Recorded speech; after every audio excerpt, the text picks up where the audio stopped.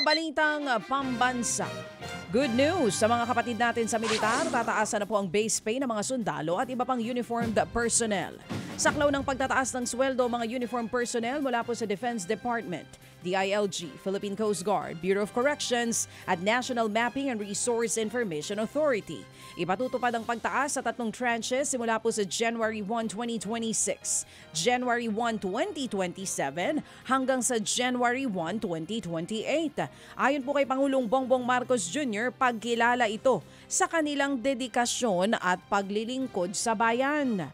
Bukod sa base pay hike, magiging 350 pesos na kada araw ang kanilang subsistence allowance pagpasok po ng taong 2026.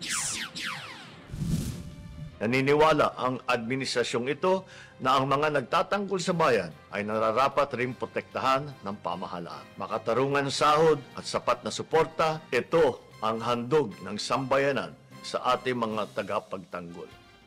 Yan nga po ang tinig ng Pangulong Bongbong Marcos Jr. Sa lagay po naman na sa probisyon ng kanyang executive order tungkol dito, nakasaad po mga kapatid na ang pondo na gagamitin daw para sa unang tranche nito ay subject sa anumang pong available appropriations sa aaprobahang pambansang budget sa susunod na taon. Samantala sa iba pang balita, minado po ang mismong pamunuan ng Independent Commission for Infrastructure ICI na hindi sila pabor kahit ipinatutupad na ang live streaming sa mga pagdinig kaugnay pa rin po yan ng flood control scandal. Mismong si ICI Chairman Andres Reyes Jr. ang nagsabing hindi siya pabor sa live streaming. Ilang kongresista naman po ang humarap sa ICI kaugnay ng issue.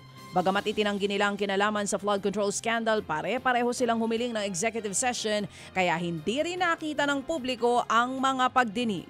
Paliwanag po ni ICI Executive Director at Spokesperson Brian Keith Hosaka, sinusunod ng ICI ang konstitusyon kaugnay po sa live stream. Pinagbibigyan daw nila ang mga humihiling ng executive session alinsunod sa mga pamantayan na nakasaad sa batas. Sa kabilang banda, hindi pa rin naman daw ibig sabihin ay lagi nilang papayagan ang executive session. Sa kaugnay pang balita, isang kasalukuyan at dating senador daw ang 2 proponent na iniuugnay sa mga unang nakasuhan, kaugnay pa rin po sa maanumalyang flood control projects. Ayon kay Prosecutor General Attorney Richard Fadulion, pinasasagot pa lamang ang 2 ito, pero posible silang sampahan ng kasong plunder at ng graft. Lahat po ito ay dumaan po sa tinatawag natin manong na case build-up. Kung yan ito ay in-evaluate muna at ngayon pa lamang po ipadadala at i-refer sa Office of the Ombudsman. Yan nga po ang tinig ni Prosecutor General Attorney Richard Fadulion. Samantala, hindi na raw nakikipag-ugnayan sa Department of Justice ang mag-asawang kontratista na sina Curly at Sara Diskaya. Ayon kay Prosecutor General Attorney Richard Fadulion, bago pa ang pagdinig noong November 14 sa Senado, hindi na raw nagparamdam ang mag-asawa kahit pinayuhan sila ng Senate Blue Ribbon Committee na dumulog sa DOJ.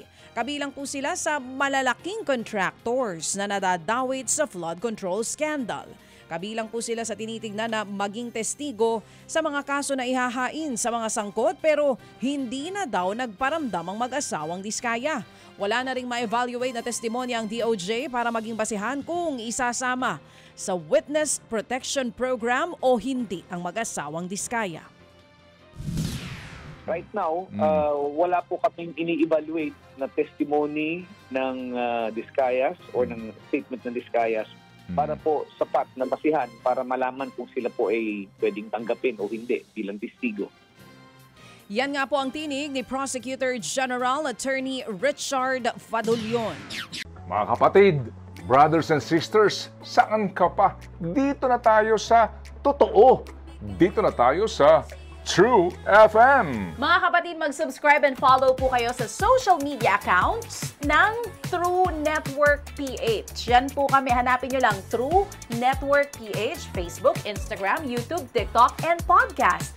Mapa Apple or Spotify man yan, mahahanap nyo kami. Lahat ng mga napapanood at napapakinggan nyo po sa programa, nasa social media accounts namin yan. So paano mga kapatid? See you sa social media!